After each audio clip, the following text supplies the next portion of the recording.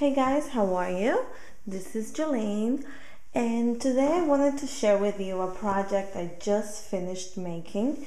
As you can tell by my hands, I have ink everywhere. And this is actually an altered canvas that I made for my sister. It was her birthday last week, and I'm actually late with this.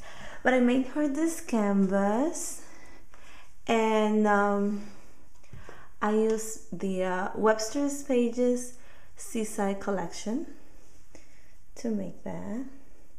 And if you saw my haul video the other day, you probably saw when I opened the package when I received it.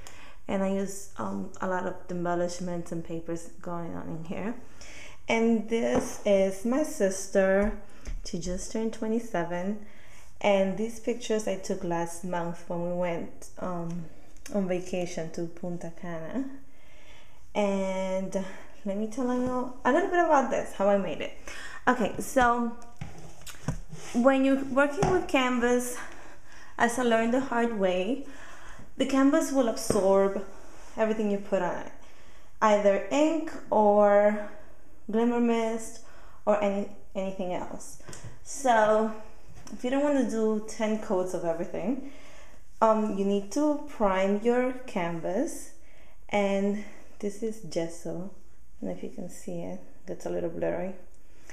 So you need to give it 1 or 2 coats of gesso to prime your canvas, and it will prepare it and give it an acrylic base so that you can paint it, ink it, glimmer mist it, or anything else you want. So this is like your base for your project. And that's what I did. I gave it 2 coats of the gesso, and then I inked the entire thing with Broken China Distress Inks by Tim Holtz. And once that was done, I went over a few spots with old paper. So I did some of the old paper in a few spots to make it look beige, sandy, the same sandy color that you have here. And I also did a little bit of the peeled paint for a few splashes of green. So I have the turquoise green and this sea glass going on. So I like how that came out. And I also used dark blue. Let me just turn it around. A dark blue ink just to go around the edges.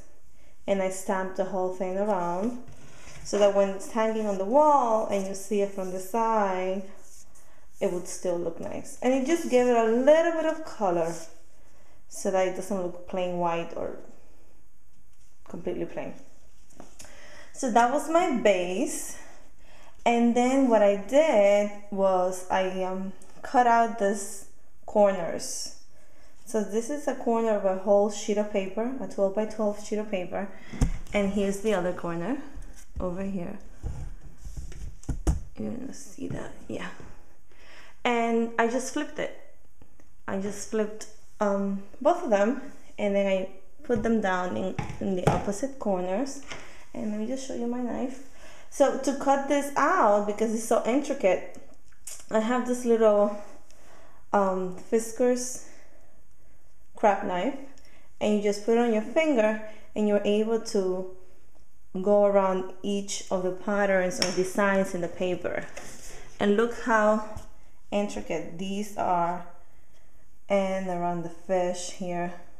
And I was able to cut it out easily with that knife. See? So that was that. And for my mats, basically this is a 16 by 24. Sorry about the glare there. This is a 16 by 24 canvas. So I knew I wasn't going to cover the entire thing with paper. So what I did was I used paper to make large mats. So this is an 8 by 10. This is an 8 by 10 photo, and this one is 5 by 7. So I just took 2 pieces of paper. I made mats larger than the photo, of course. This one is a lot larger. This one is not so much larger. And then I distressed the edges and I glimmer misted the whole thing with using wheat fields. Wheat fields and a little bit of the patina blue. Very pretty blue. This is patina. And that's a very glimmery blue. And this is the wheat fields. And it's a nice sandy beige with glimmer on it, of course. So I did that, and then I cut a piece of coral cardstock to give it a punch of color there. And if you can see, I know that I have a lot of fibers and ribbon and everything in here, but this is actually a mistake. When I put in my cardstock, it wasn't sticking. I was using Mod Podge, and I think I put too little. The layer of Mod Podge was too thin, so it wasn't sticking, and I went over it with the Mod Podge. So wherever the Mod Podge touched the inked surface, the ink came off. So this was white, and I couldn't ink it back on because of the adhesive.